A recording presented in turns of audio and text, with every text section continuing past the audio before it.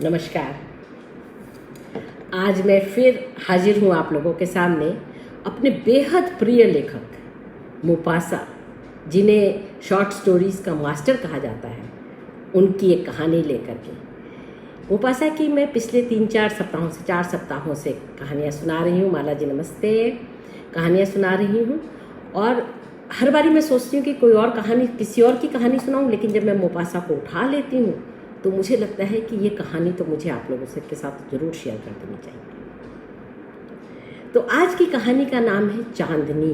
मनोहर जी नमस्कार। चांदनी, moon light. अच्छा दोस्तों, मैं एक बात आप लोगों को बताऊं कि मैं कहानियों की मूल भावना, मूल संवेदना, जो उसके मूल उसका कथन है, उस पर पूरा उसको ईमानदारी से उसको पालन करते हुए कई बारी क्या करती हूँ कि मैं उसको ज़्यादा दृश्यमान करने के लिए, ज़्यादा अपने हिसाब से प्रभावी करने के लिए मैं उनमें कुछ अपने संवाद जोड़ देती हूँ, कुछ दृश्य जोड़ देती हूँ, कुछ जिसको हम बोलते हैं कि पॉजेज लेती हूँ और इस तरह से मैं अपनी कहानी सुनाती हूँ। इन कहानियों को बाद में मैं अपने YouTube चैनल कहूँ एक प्रसंग, जो आप सब लोग जानते हैं, आप भी जानती हैं, कहूँ एक प्रसंग में मैं इनको पोस्ट कर देती हूँ।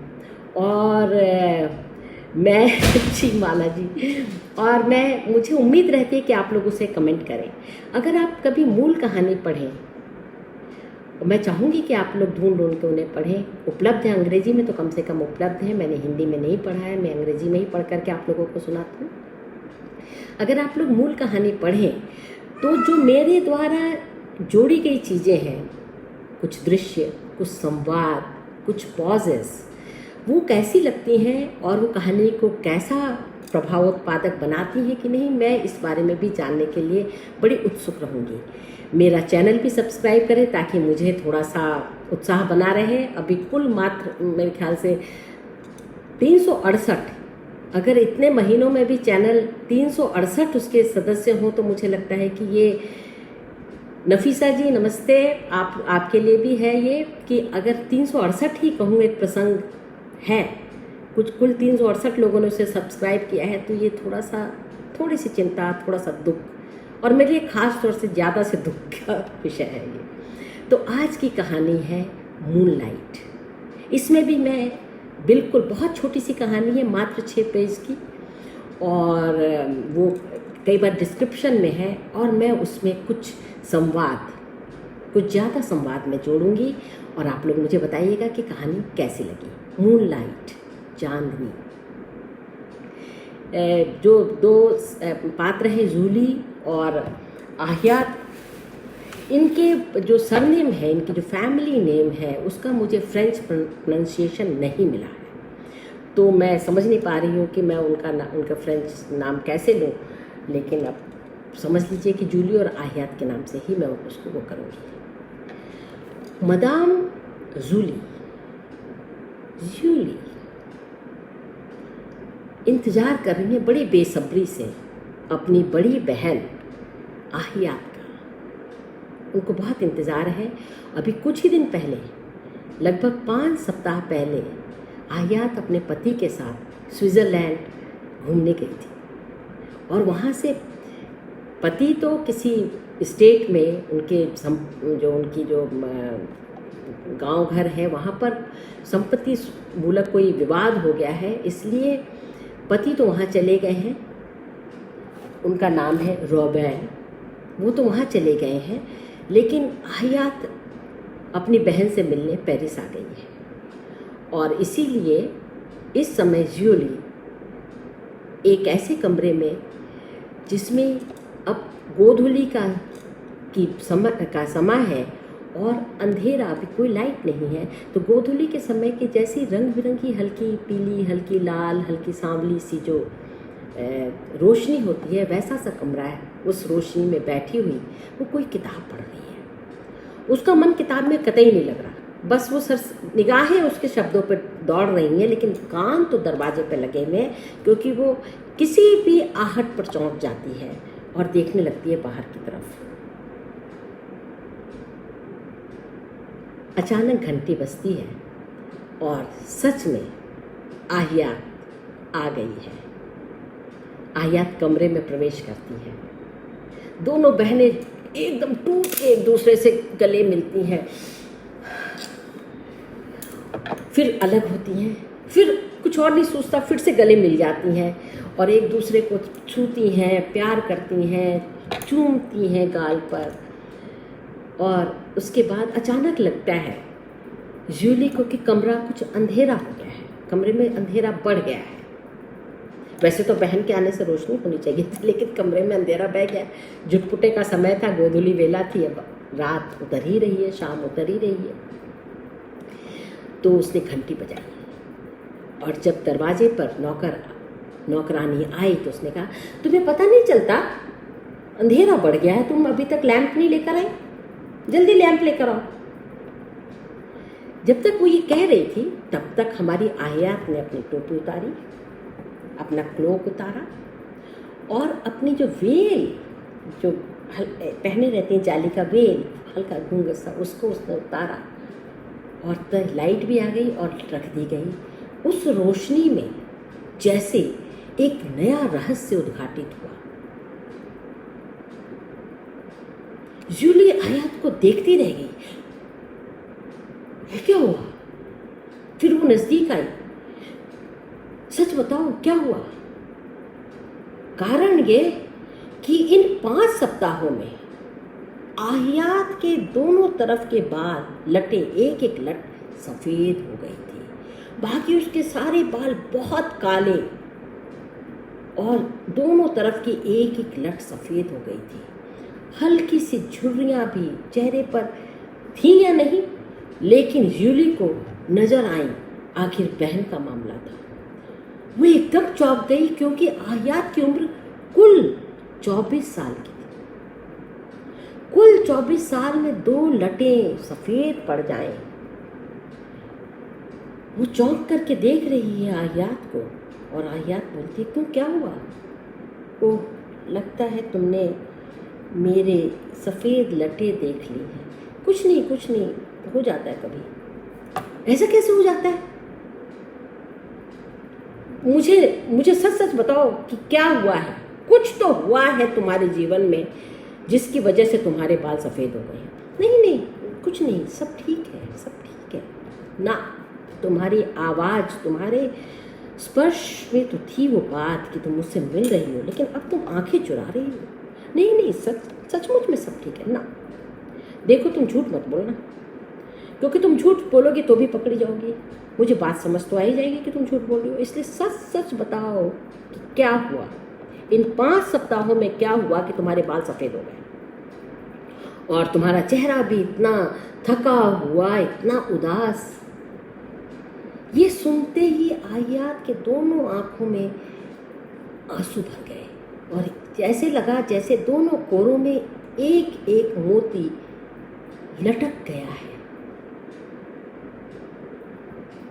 उसने आंखों पर रुमाल लगाया, बहन के पास आई, उसको गले के पप से लगाया, फिर छोड़ा। मेरा एक प्रेमी है। क्या? हाँ, मेरा एक प्रेमी है। सच?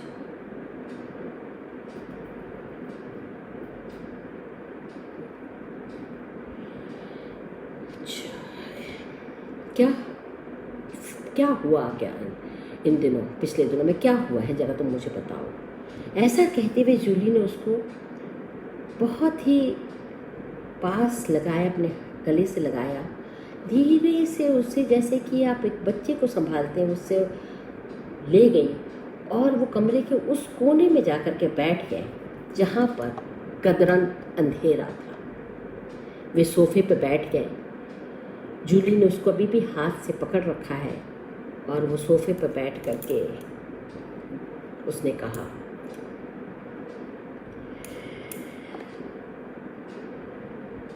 पता है, कभी कभी मनुष्य के जीवन में कुछ ऐसी चीज़ें हो जाती हैं।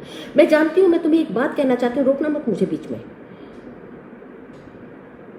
कुछ ऐसे पल आते हैं मनुष्य के जीवन में जबकि वो इतना अकेला, इतना एकाकी ऐसा महसूस करता है, उसको समझ ही नहीं आता, इतना कंफ्यूज रहता है वो, इतना उसको नहीं समझ में आता है कि वो क्या कर रहा है, उसे कुछ भी नहीं पता चलता, क्योंकि वो कुछ ऐसी चीज़ों की आकांक्षा करता है जो उसके जीवन में नहीं होती है।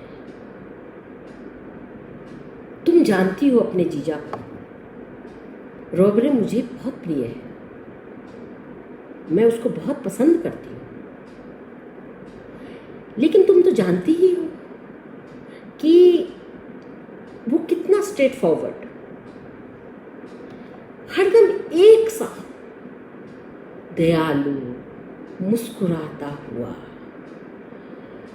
आपकी बात पर आपकी जरूरतें पूरी करता हुआ, अपने काम में लगे रहने वाला एक सामान्य व्यक्ति है। जैसे अच्छे लोग होते हैं, बहुत अच्छा है, जैसे अच्छे लोग होते हैं, समझ रही हो ना तुम, वो बहुत अच्छा है, इसीलिए मुझे पसंद है।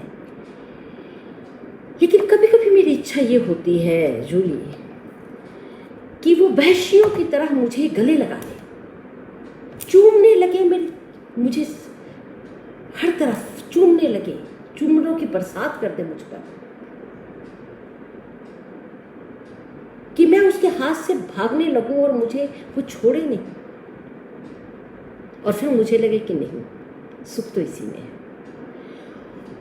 और कभी कभी मुझे लगता है कि वो कुछ कमजोर पड़े, उसके चेहरे पर कोई विषाद आए, वो कुछ मुझसे बात करना चाहे, कुछ मुझे बताना चाहे, उसके आंखों में थोड़ी सी नमी आए और उसे लगे कि वो मेरे बिना नहीं रह सकता, मैं उसके लिए बहुत जरूरी हूँ। तुम समझ रही हो ना कि मैं क्या कह रही हूँ? लेकिन वो बहुत प्रॉपर है, एकदम जेंटलमैन, एकदम जिसे बोलते हैं ना टू द बुक, इस तरह का आदमी है। और तुम जानती हो हम औरतों की कितनी सारी ख्वाहिशें होती हैं, छोटी छोटी ख्वाहिशें, कि कोई आए, हम सोचो कि हम कोई काम कर रहे हैं और धीरे से आकर वो हमारे कमर में हाथ डाल दे, अपना माथा हमारे अपना यहाँ रख दे, फिर पता चले कि उसके धीरे से उसके होंठ मेरे पीठ को चूम रहे हैं। वो नशा,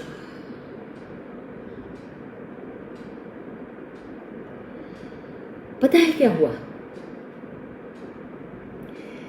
जब हम स्विट्जरलैंड में, तुम जानती हो स्विट्जरलैंड कितनी खूबसूरत जगह, अरे भैया वो तो ड्रीम डेस्टिनेशन है।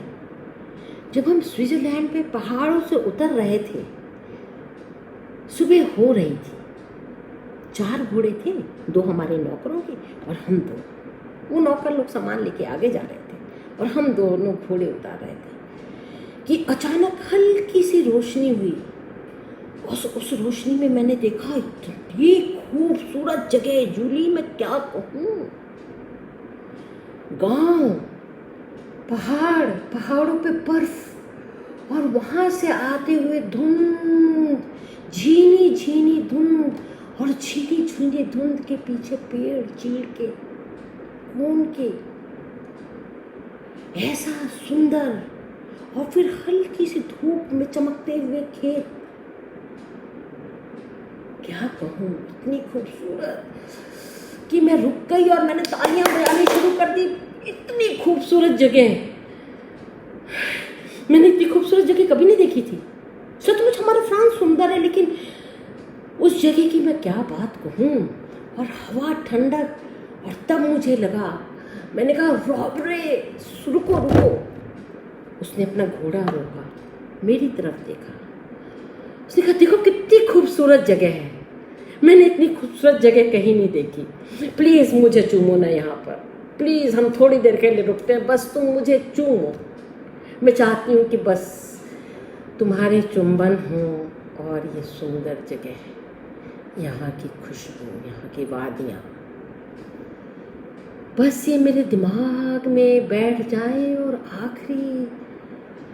जब मैं आखिरी सांस ले रही हूँगी ना, तो मैं याद करना चाहती हूँ उसे। कितनी सुंदर है। आओ आओ आओ ना, प्लीज आओ, प्लीज। ये क्या बात है? क्या कह रही हो तुम?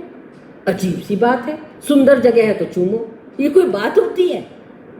क्या क्या सोचती रहती हो तुम? अजीब हो। चलो आगे बढ़ो, हमें पहुंचने में देर होगी। खूबसूरत जगह का मतलब ये नहीं कि बैठ जाए आदमी यहाँ पर और चूमता रहे। चलो चलो, होटल में जा कर के अभी वो करना है बहुत सारा, मुझे और भी कुछ काम है। तुम्हें तो पता ही है कि मैं यहाँ पर प्रॉपर्टी के लिए भी आया हूँ। मेरा गला रुंध गया। मैं सोच नहीं सकती, मैं मेरा गला अभी भी फंस रहा है उस चीज़ को याद करते हुए, मैं बता नहीं सकती। और लगभग मेरे कलेजे पर जैसे किसी ने पत्थर रख दिया हो, जम सा गया मेरा कलेजा, जम सी गई मेरा उत्साह।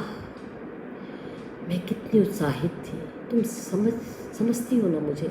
तुमने देखा है मुझे बारिशों में भीगते हुए। मम्मी कितना नाराज हो जाती थी कि बारिशों में मुझे ठंड लग जाएगी, लेकिन मुझे कितने अच्छे लगते थे वो बूंदे। तुमने देखा है मुझे। कलेजे पर पत्थर रख करके मैं चली गई उसके पीछे पीछे। और फिर हम लोग पहुंचे लेक फ्लुएलेन, जो स्विट्जरलैंड का बड़ा अच्छा, पता नहीं पचकोन है कि षटकोन, आम लेकों की तरह नहीं है वो, इतनी सुंदर। उसमें तरह तरह के रंग आते हैं, कभी हरा हो जाता, कभी गुलाबी, कभी नीला, कभी मोर के से रंग, वो इंडियन मोर जो होते हैं, जो जिनकी तस्वीरें हम देखते हैं और जिसकी तस्वीर की हमारे घर में उसका वो भी लगा हुआ है, पेंटिंग, याद है ना? यहाँ नहीं, मम्मी के घर की बात कर रही हूँ। दीवारें देखने लगी, नहीं वैसे से तरह तरह के रंग। वहां हम पहुंचे और वहां उन दिनों चांदनी रात थी, शुक्ल पक्ष, और इतनी खूबसूरत जगह। और वहीं वह जो नहीं होना चाहिए था, वो मैं कमज़ोर पड़ गई। मैं सचमुच में कमज़ोर पड़ गई। मुझे नहीं होना चाहिए था, मुझे कमज़ोर नहीं पड़ना चाहिए था। मेरी बात को समझ रही हो ना? मुझे सचमुच में कमज़ोर नहीं पड़ना चाहिए था, लेकिन मैं कमज़ोर पड़ ही गई। जूली ने उसको और धीरे से गले लगाया। बताओ ना क्या हुआ? हम उस होटल द फ्लुएलेन में 4 दिन रुके थे। चांदनी रात, रोज चांद और बढ़ जाता। हम आसपास गए, बहुत खूबसूरत जगह है, तुम एक बार जरूर जाना। हम आसपास गए, देखते रहे। और उस दिन पूर्णिमा की रात थी। चांदनी ऐसे बरस रही थी जैसे चांदी बरस रही है। मैंने रॉबरी से कहा कि रॉबरी, थोड़ी देर के लिए बाहर चलते ना लेक के पास, देखो आज पूर्णिमा की रात है, कितनी खूबसूरत रात है, एक बार चलते हैं, बस थोड़ी देर घूम के लौट आएंगे। उससे आगे कुछ कहने की तो मुझे हिम्मत नहीं थी, लेकिन मन में ऐसा कुछ ज़रूर था कि वो मेरे साथ चलेगा तो मैं एक बारी उसे कस के गले लगाऊंगी और एक बारी उसे चूमूंगी उसके होठों पर। मेरे मन में ये था, क्योंकि तब वो घोड़े पर थोड़ी होता कि मैं ना कर सकती थी। ना हम पहाड़ी उतर रहे होते, ना पहाड़ी चढ़ रहे होते, घास पर होते। तो मैं अपनी मन की मुराद पूरी कर लेती, चांदनी में प्यार करने की, प्यार किए जाने की। सचमुच में ये मेरे मन की मुराद है, मुराद थी, अब तो यही कहना पड़ेगा। रॉबरी ने खाना खाया और कहा कि देखो मेरे पास चांदनी, झील, पहाड़, तुम्हारे ये जो धुंध, पानी, देखो मैं तुम्हें ले आया। तुमने कहा था कि मैं स्विट्जरलैंड ले आऊँ, मैं ले आया। अभी तो मेरे सर में बहुत दर्द है, मैं तो सोने जा रहा हूँ। और वो बेडरूम में चला गया। कुछ देर में वहीं ठंडे शीशे से गाल टिकाए चांदनी को पीती रही। लेकिन ऐसे क्या शीशे के पार कोई चांदनी पी सकता है? फिर मैं उठी, कोट पहना और दरवाजा खोल करके झील की तरफ बढ़ गई। क्या बताऊं, ऊंचे पर्वत पर बर्फ पड़ी थी। ऐसा लग रहा था जैसे पर्वत ने चांदी के मुकुट धारण कर रखा हो। ऊपर चांद, बिल्कुल आसमान, नीले काले आसमान के बीचों बीच चमकता हुआ चांद। और तुम जानती हो स्विट्जरलैंड की वो जगह, एक भी तारा नजर नहीं आ रहा था। पूरे आसमान में राजा की तरह चांद, इतना सुंदर। चांदी के से पहाड़, चांदनी में धुंध भी ऐसा लगे जैसे कि चांदी बरस रहा हो। और फिर झील, उस समय झील का कोई रंग नहीं था, चांदी का रंग था। और उसमें धीरे धीरे जो हिलोरें उठ रही थी ना, ऐसा लग रहा था कि एक एक बूंद जाकर के चांद को छूने की तैयारी में हो। ऐसी हिलोरें उठ रही थी उसमें से। मैं उस चांदनी को मैंने सूंघा। आसपास इतने सुंदर फूल, पहाड़ पर पेड़, ऐसी खुशबू का झोंका। मेरा तो तन मन जैसे कि नहा गया।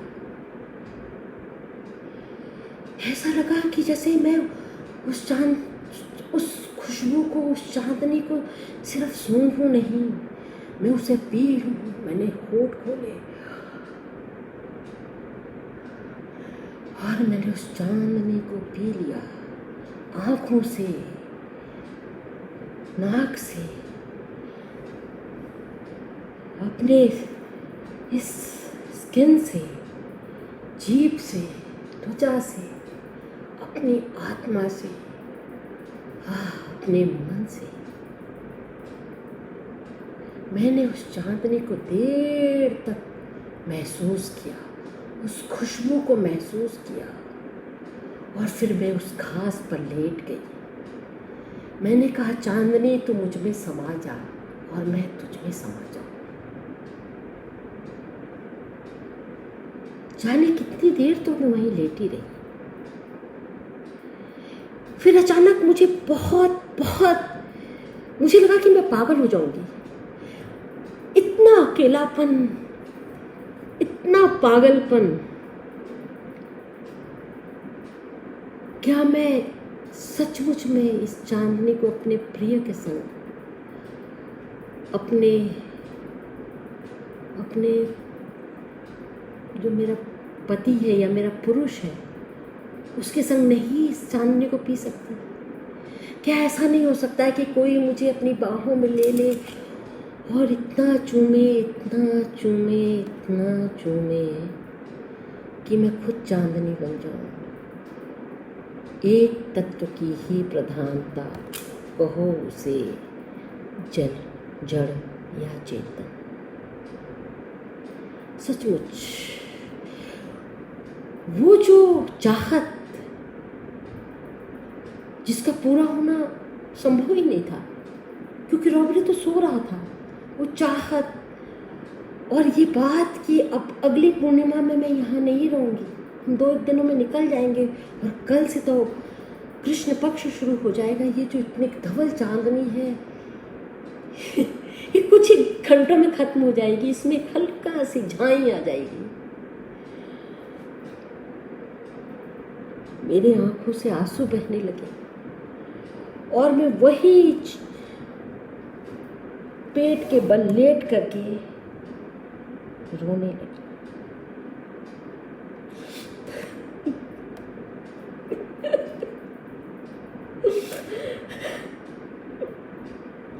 कि अचानक मुझे लगा कि कोई मुझे देख रहा है, झाड़ियों के झुंड से कोई मुझे देख रहा है। और मैंने पीछे देखा, सचमुच में कोई था। और जैसे ही मैं पीछे मुड़ी, उसने मुझे पहचान लिया। वो बड़े स्थिर, बड़े कॉन्फिडेंट कदमों से मेरे पास आया। मदाम, आप?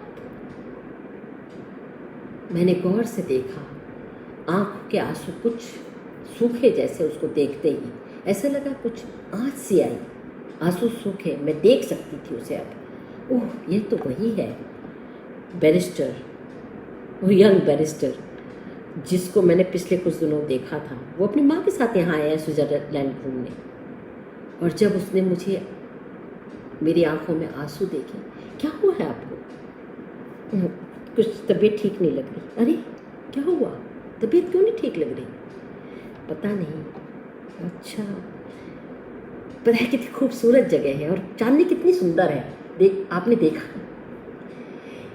ऐसा लग रहा है जैसे ऊपर से नीचे तक चांदनी ही है। और वो देखिए पहाड़ लगता है जैसे चांदी के मुकुट पहने हुए हैं। और चीड़ तो देखिए, और धुंध तो देखिए, बरस रही है चांदनी। आप लोगों ने क्या क्या देखा? वो अरे वो गोल्फ वाला जो मैदान, हाँ वहाँ मैं भी गया था। और वो कैसल, अरे क्या कहें, इतनी सुंदर जगह। और इस तरह से जूली मैं बता नहीं सकती, वो सारी वही बात कह रहा था जो मैं कहना चाहती थी, जो बातें मेरे मन में थी, जिनको मैं शब्द नहीं दे पा रही थी, वो सारी वो बातें कह रहा था। और मुझसे वो बातें कहला रहा था जो मैं कहना चाह रही थी, जो मैं चाह रही थी कोई मेरी बात सुने। और कुछ देर बाद जाने क्या हुआ, बातें करते करते उसने मुझे आगोश में ले लिया और फिर उसने मेरे होठों को छुआ।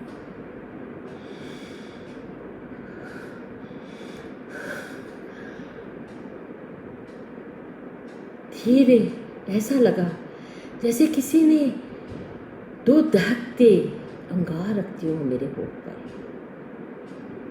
चांदनी की ठंडक और दो दहकते अंगार। वो अंगार कभी मेरे गर्दन पर, कभी मेरे हाथ पर, कभी मेरी पीठ पर, कभी मेरे पेट पर। और जाने पता ही नहीं चला कि मैं कब उस चांदनी में, मैं खुद चांदनी हो गई। चांदनी मेरे भीतर और मैं उसके भीतर। मैं कह नहीं सकती, मुझसे गलती हो गई, मुझसे बहुत ज़्यादा गलती हुई। मैं क्या करूं, मैं बह गई, पता नहीं किस प्रवाह में बह गई। जूली, मैंने पाप कर दिया, मैं क्या करूं? जूली ने मेरे हाथों को पकड़ा। आया, फिर क्या हुआ? पता है उसके बाद मैंने उसे देखा नहीं, वो नहीं मिला मुझसे। वो उसी दिन मिला जिस दिन वो लोग वापस जा रहे थे। और देखो ना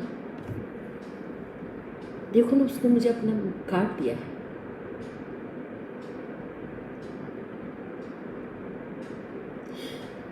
जूली, मुझसे बहुत गलती हो गई। मैं सचमुच में रॉबरे को धोखा नहीं देना चाहती थी।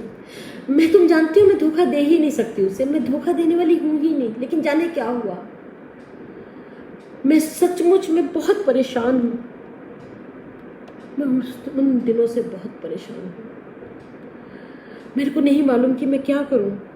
जूली प्लीज, मैं बहुत परेशान हूँ। मैंने पाप कर दिया, मैंने रॉबरे को धोखा दे दिया। मैं चाहती नहीं थी कि मैं रॉबरे को धोखा दूँ। पता है मैंने उसका नाम तक नहीं पढ़ा है, कार्ड में क्या नाम है।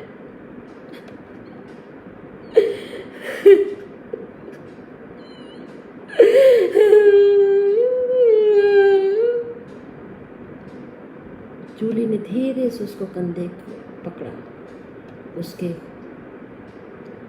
चेहरे को किया, उसके आंसू को अपने हाथों से पोंछा। सुनो, मेरी बात को गौर से सुनो। तुमने उस आदमी से प्यार नहीं किया था, परमात्मा ने, तुमने चांदनी से प्यार किया था, तुम चांदनी को प्यार कर रही थी क्योंकि तुम चांदनी को जीना चाहती थी। उसकी जगह कोई और होता, कुछ भी होता, अगर वो ना होता तो भी तुमने प्यार किया होता। तुमने चांदनी से प्यार किया था आया, तुमने चांदनी से प्यार किया था। यह है कहानी जिसमें आहियात है, रॉबरे है, जूली है, होटल का नाम है, झील का नाम है, लेकिन उस आदमी का नाम नहीं है। तुमने चांदनी से प्यार किया था आहिया। नमस्कार। कहानी कैसी लगी ये बताएंगे और मेरा चैनल कहूँ एक प्रसंग भी ज़रूर से सब्सक्राइब करेंगे। बहुत बहुत शुक्रिया।